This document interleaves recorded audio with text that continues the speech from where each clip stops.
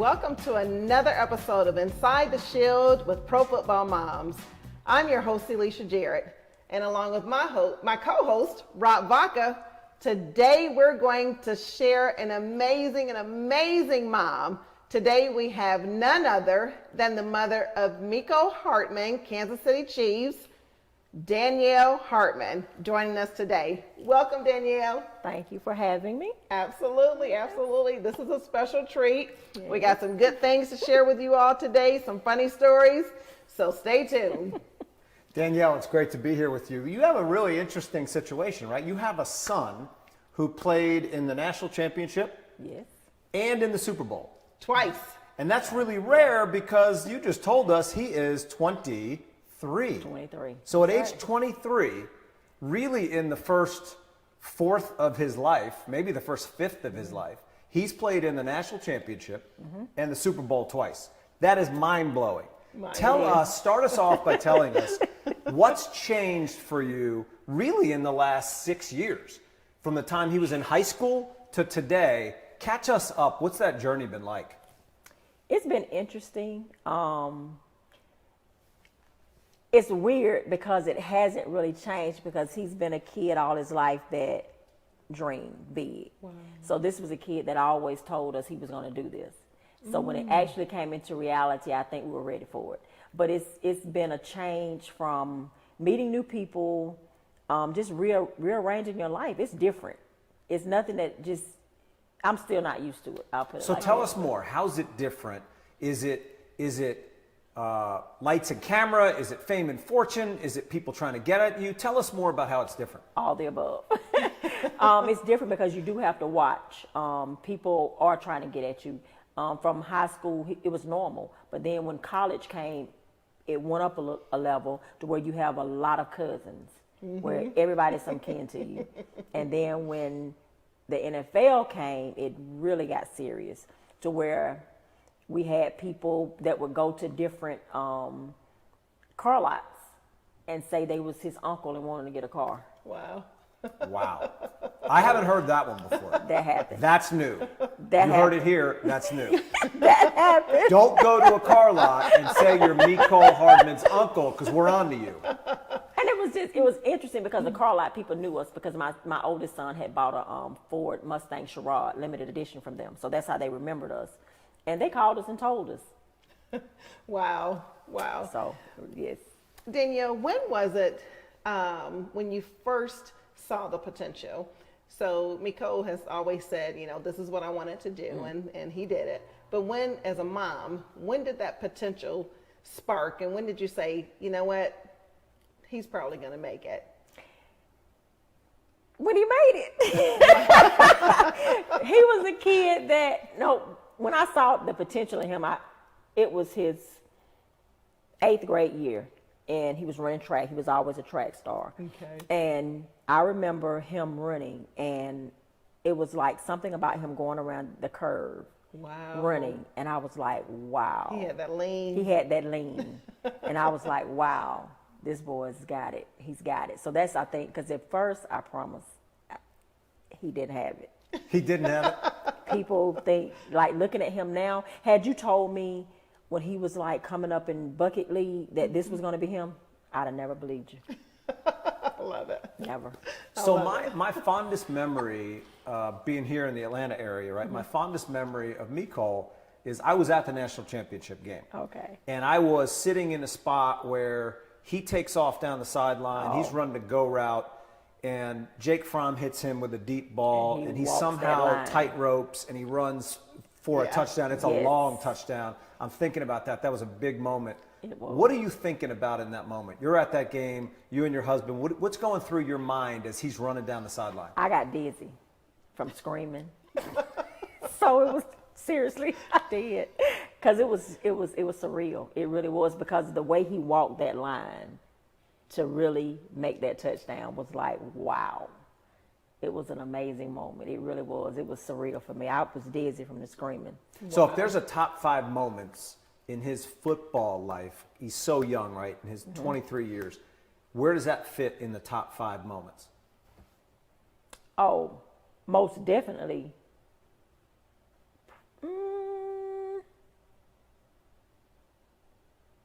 Probably number 2. Number 2. What's number 1 then? Number 1 would be, he wasn't even in high school. He was in middle school, and we always took our kids to Macon to play. Mm-hmm. And this particular game, he won the game by himself. Wow. As a kid. Like, he was just determined. I think he coached the game. Like, he told the coaches what to do. This is who he was. So it's like, you knew he was calling the plays because they let him be the quarterback. Never let him touch the ball. Never let him be the quarterback because he's going to run the ball. So I think that was one of the games when he went to Macon, and we played this team. I want to say it was from North Carolina. But he went in, and it was like supposed to be one of the best teams. Mm-hmm. And when I say he played that game, it was lights out. I remember him. They were beating us. Uh-huh. And he did something, and I remember the coach calling him to the side. He was like, "Coach, just let me have it. Mm-hmm. Just let me have it." So the coach just let him. I love it. I love it. And he single-handedly beat. So Elisha, we're going to flip the script. I'm going to ask you a question. So Danyell shocks us all by saying that of the top 5 moments of her son, who's a speedster, he's played in 2 Super Bowls, he's played in the national championship. She says it's not even the Super Bowl, it's not even the national championship, it's in youth football. Yes. So for Grady Jarrett, everybody who is anybody who remembers the Super Bowl in Houston knows that Grady sacked Tom Brady 3 times in that game, which was insane. Where does that fit in the top 5? For you. Gosh, that's definitely up there. And I was actually about to take Danyell back to the Super Bowl. But for the top 5, where does the Super Bowl that Grady played in, and he certainly in my book and a lot of other books would have been, by all accounts, most valuable player for that game. Mm-hmm. But that would probably be 2 or 3 for me. It was amazing. It was amazing. It was amazing. But number 1 for me is watching him walk across the graduation stage, Clemson graduation stage. He graduated in 3.5 years. Oh, that's awesome. And then number 2 would have been his very first sack in the league. That's still fascinating. Yes, that's still coming from the 2 of you. That's just that is cool and fascinating, and I hope our audience takes that in because as a parent, right? Maybe it's not the biggest thing your kid does to the world. Maybe it's a small moment that's big for you, and I think that's what both of these ladies are saying. For sure. But I do want to talk because, listen, there's very, very rare that, we have approximately 1,700 players in the league. Yes. And it's very rare that, they get to go experience the Super Bowl. Yes. Mikko got to experience so far 2 Super Bowls, right? Yes. Tell me how you felt. I know how I felt when I knew where we were going. How did you feel when Mikko said, "Mama, we going to the Super Bowl"? That was probably one of the most amazing moments of my life. Yeah. For me.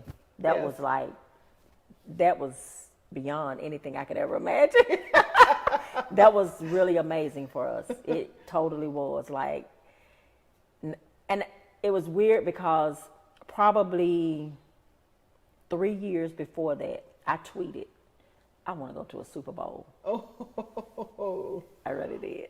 Okay, and you got it. So I got it. So you're saying God was on Twitter and saw your prayer He was. and fulfilled it. He fulfilled it.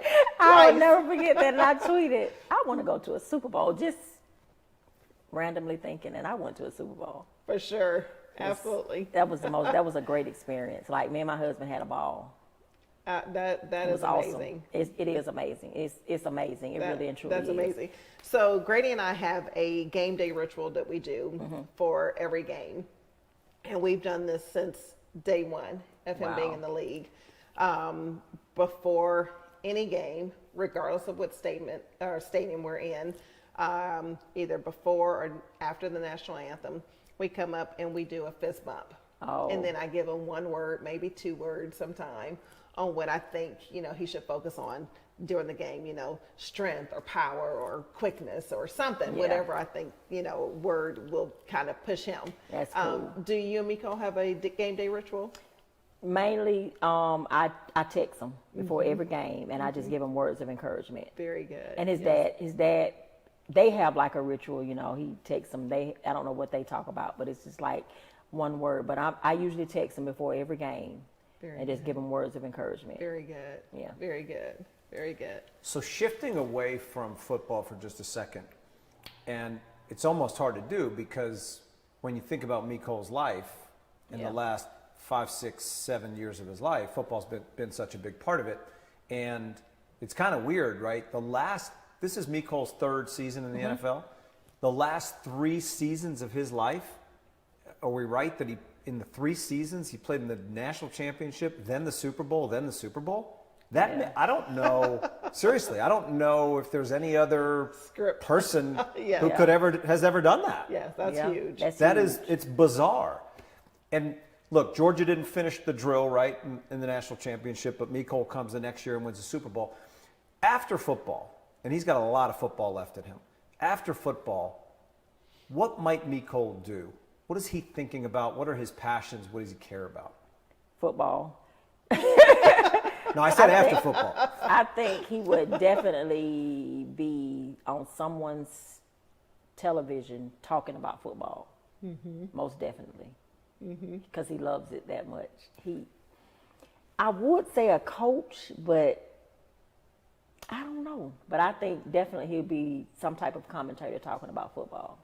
Yeah, big difference between a coach and a commentator. Yeah. Right? Coach, big difference. Very little time away from that. Commentator, you can live a life. And I think, if I could guess, I think that's what he would do. He's a student of the game. He loves it. He loves the X's and O's. He loves talking about it and getting into it. He grew up on it. His dad coached him. So that's all they do. So it's got to be something. And he has other things he likes outside football, but that he has passion. You know, he loves special need kids. Special need kids? Yes, loves them. So he that's his main charity that he gives back to. Working in, being in school, that's what he did. He worked with the special need kids. How did he develop an interest and passion for special needs kids? He always says that we complain a lot, and they have more to complain about than us, but they never complain. Amazing. So he was in middle school, and he just started working with them. And when he started working with them, it was like he fell in love with them. It was like, the best thing ever. He'll go back now, and they do like a Friends Helping Friends banquet every year. And he'll go back and escort the girls, or, he's going to give back. He's going to be that guy that does that. So he loves them. And they love him. I love it. That is beautiful. One thing that I admire about Mikko is the relationship, the bond that the two of you share. Oh, yeah. My son and I share what I consider to be an unbreakable bond. Oh, yeah. I have, my oldest girl, Camellia, and then my baby, Ashima, and my son is in the middle. But there's a special, special bond between me and my son. And Mikko, not too long ago, did something very special for his mom without you knowing it. I don't know how he pulled that off. Your house. When he got you your house. Oh, yeah. You got to tell us about that. Oh, I can't tell about it. Girl, okay. You got to tell us about that. He's going to kill me. Okay, so. Oh, my God. And he surprised you? Okay, hold on. He's going to kill me. He's going to kill me. Uh-oh. Blame it on us. Okay, I'm going to tell the ultimate secret. Uh-oh. This is what the Kansas City and Georgia fans want to hear. They want to hear ultimate secrets. Okay, this is the ultimate secret. So, my real estate, at first he was, was like, Mom, I'm going to buy you a house, blah, blah, blah. And I was like, okay, that's fine. I'm simple. So he decided that he didn't want to buy me a house. He was going to wait. But technically, he was trying to surprise me. So he talked to his dad and my real estate agent, who's really my best friend, Tammy Petaway. So he called her and he was like, look, find my mama a house. I'm going to send you the money, get it, and we're going to surprise her. So she was like, okay. So then it was like I got tired of looking at houses. So we went to this one house, and I was like, well, he's not going to move to Winder anyway, so what are we looking at this house for? So we're sitting in the yard and we're waiting. And I was like, that's the house.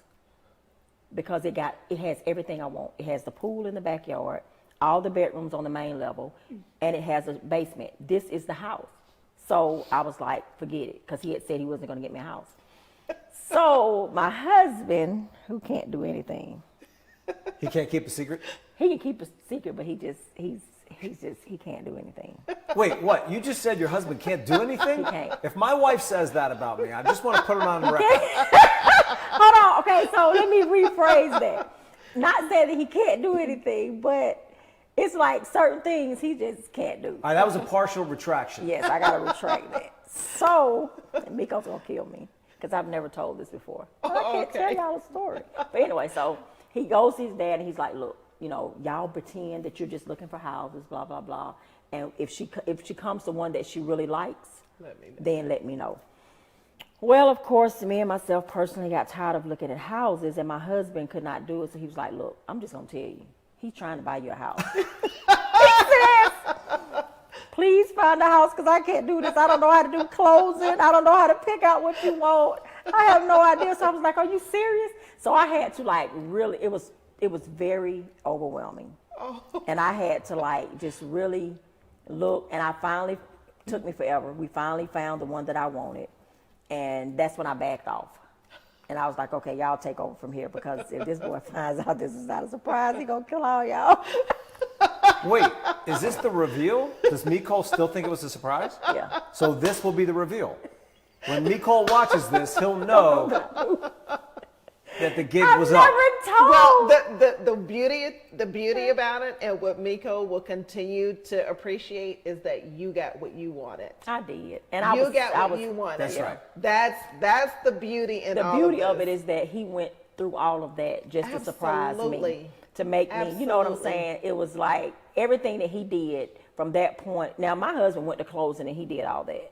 He did all the closing. I did not go to closing, you know. Wow, they were really trying to keep it a secret. Yeah, for real. I didn't do any of that because I did not want him to know. I wouldn't have dare wanted to take that from him at that moment. But yeah, it was nice. And so the day that he did it, and he, you know, it was a surprise the day that he gave me the house or whatever. Yes. So it was still wonderful. That is special. It was still special. That is so. And I wouldn't have dared taken that from him. So special. So Mecole, he brought the team together. He got Tammy, he got your husband, he got everybody aligned. Oh, he had a whole lot of people. He had a lot. Now he did all of that himself. Yes. Now he called the people. Yes, I had nothing to do with it. It was a full production, Rob. Yes, it was beautiful. He know how to put on a show. Mecole, here's the story when you're watching this. The more people you get involved in a plot, the harder it is to hold together. So you gotta keep that circle tight. But impressive job. Great job buying the mama home. Very good. Awesome. Awesome stuff. He likes to surprise me with stuff. Now he surprised me with Valentine's Day. That the big thing. It was just because I had went through radiation, you know, my brain tumors and stuff. About that. So he surprised. Now that was a surprise. I tried not to let it be a surprise because I got cameras and stuff, but they kind of covered them up. And the second time that your tumor came back, you didn't want him to know. You didn't want any of the children to know. I didn't want to tell any of them. Yeah. Especially him, because that the first time was what really made him be a complete mama's boy. Mm-hmm. That's when the relationship went to, okay, I'm stuck to you like glue. Mm-hmm. With the first brain tumor, because he was there, like from the beginning to the end, from the surgery, the hospital, he was there. Wow. So I think that did something to him. Mm-hmm. And so the second time, I really didn't want him to know because I didn't want that to affect him playing on the field. Yeah. You know, I didn't want it to affect anything. So I wanted to tell him face to face. And so when I did go and I pulled him to the side, he was at his apartment, and I said, I got something to tell you. And he just looks at me and he was like, your tumors are back. Wow. So it's like he kind of knew, but I was like, but I'm fine. You know, don't worry about it. So. Wow. So when did you have your first battle? When was that? It was in 2013. So 2013, you're having headaches? Oh, I had headaches for 2 years. So you're having headaches for 2 years? Yeah, and they were treating me for sinus infections. Of course. Wow. It's always the deal, right? Yeah. So the headaches don't go away. Mm-mm. You have a CAT scan, brain scan? I had a CAT scan. Okay, and they find a tumor. Yes. And then what happens? Tell us they about say that when I go, I just finally got tired and I went to the emergency room. They did a CAT scan, and I had been like in pain for 2 years, but they give me morphine, so I'm feeling real good. That's the first time I've been feeling like that in a long time. So he comes in and he's looking at me and he says, you have a brain tumor. And that kind of shocked me a little bit and I kind of like wanted to go into this deep depression, but I couldn't. And so they just started sent me to a neurologist, and she was like, well, there's nothing I can do. I'm gonna have to send you to Atlanta to Emory, because it's the size of a golf ball, you know. So I go to Emory, and Emory immediately starts running all these tests. I've got eye doctors. I can't drive anymore. You know, I'm having spells, as far as like, they're like seizures, but they're spells. I had no idea. So he was just doing that best surgeon ever, Dr. OUCQ. Awesome man.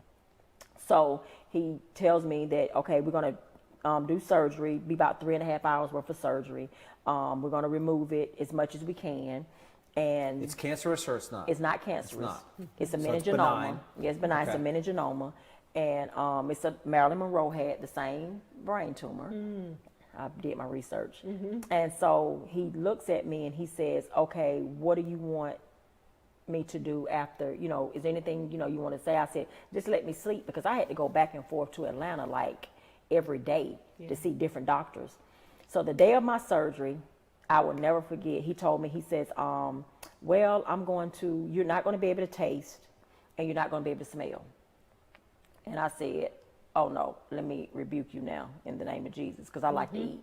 And that's what I said to him. So I remember waking up on the table, seriously, after surgery, and he looks at me, the doctor, and I got this thing in my mouth, that little thing they put in your mouth to help you breathe. It was horrible. So I got that in my mouth. I can't talk. I want it out. And he looks at me and he says, Miss Hardman, he says, the surgery that we thought that was going to take 3 hours actually took 9.5 hours. Wow. He said the tumor that we thought that was the size of a golf ball was the size of an apple. Wow. And it Apple. and it had pushed your brain completely out of the way. My goodness. And he said, I went in and after 6 hours, I got as much as I can. He said, and we put you in ICU. He said, but all I could remember was you telling me that you rebuking me, saying, I got to eat. Girls got to eat. Gotta he taste. said, I went and took you back out of ICU, and I removed the rest of the tumor. Wow. Yeah. So that's a little bit of a miracle, right? Yeah. Wow. So you have this miracle in 2013. How does that change your perspective? Big time. Like, life is too short, you know? Wow. And then For I sure. had like, after that first tumor, it was a girl that was in the school, Marty Love, and she had a brain tumor. And it just like really messed her up. She's doing better now. But I had her in 5th grade because I was a parapro. And all I would say every day was, why am I normal? You know, God, why is it, she's young, she's got her whole life. And then it makes you, I'm telling you, it puts your life into perspective. I had Absolutely. one of my aunts, she had it. Yes. And hers didn't quite go all the way, but it messes with your memory. You know, it messes with your senses. Because even after I had the brain tumor, I couldn't smell for a while.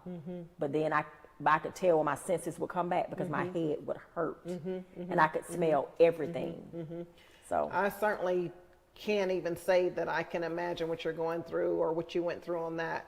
I can definitely say that I'm so happy that you are where you are today. Yeah. One of my best girlfriends, Glissetta, she had a brain tumor, and I try to help her through the process too. But that's amazing that you sit here today in full capacity, full shape. Yeah. That's amazing. It's a miracle. Listen, that brings me to my next question. You know, if Mikko, if you're not in the room and somebody say, give me one sentence about your mother, what would he say? strong. My Wow. mom is the strongest woman that I know. I love it. Wow. He would. That's exactly what he would say. She's the most strongest woman that I know. Wow. Very good. Yeah. You talked about food. This is Rob's favorite part right here. This is where I get, you start to hear my stomach here. Grady is a great cook. Okay. But every now and then, there's just something that he wants Mama to do, Mama to cook for him. And we have our little competition on the lamb chops. I still think mine are better. He thinks his are better. But, you know, when Mikko calls and say, Mama, I'm coming home, what does he want to eat? Oh, it's either going to be my lasagna or candy yams. Some yams. Totally. I've done that several times. I'm back to hungry now. I'm Back to hungry. He actually did an interview once, and they asked him what was one of his game day meals, and he was like, "My mama's lasagna." I was like, "Why is he talking about my lasagna on TV?" Yeah, it would probably be my lasagna or some yams. Love it. Yeah. What's so great about these moments with you ladies is our audience, sometimes we watch these young men on Sunday or Thursday night or Monday night on TV, and they're gladiators, right? They're like Superman with a cape on. Yeah. Why did he not run a 4.240? Why did he run a 4.340? And why did he not catch 6 touchdown passes? And the reality is, right, you're normal human beings with problems, with challenges, with illnesses, with family dynamics, with lasagna, with yams, right? He puts his pants on the same way as everybody else does. Right. And, when he comes off the field, he's your son.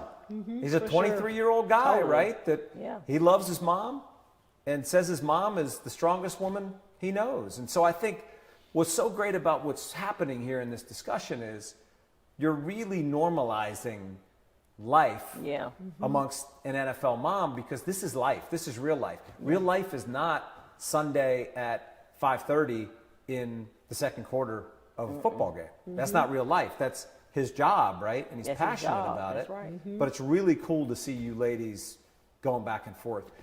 If Mecole was here and he was talking about what he wanted his legacy to be, what would he say about his legacy? And again, he's 23, so he's young. Yeah. Go forward 10, 15, 20 years. What will he want this period of his life? What will he want to be remembered most for? Helping people. Helping others, making people smile, making people laugh. Just being that person, just making sure that he can help people, because that's what he does. You know what's so awesome about that? It's just real. Yeah, it's right? real. As I keep saying, somebody who's watching this was thinking you were going to say to be the fastest wide receiver in the NFL, to catch more touchdown passes than any other wide receiver that came out of Georgia, to return a kick in the Super Bowl. But that's not it, right? Who he is not the same as what he does. Who he is and who he cares about and what legacy he leaves is probably not going to be on the football field. It's going to be as a human being who cares about others. And maybe special needs kids. Yeah. He's trying to start a foundation in Kansas for special needs kids. That's his passion. Wow, that's amazing. Yeah, that's his passion. That's amazing, and lead me to my next and probably almost final question. But it was very important to us to make sure that Grady was surrounded by a group that had his best interest and his vision, kept his vision in the forefront. And so, it took a minute for us to find that team A, right? How did you all go about, or how are you? I know that you're developing some relationships and getting Mikko's team together right now.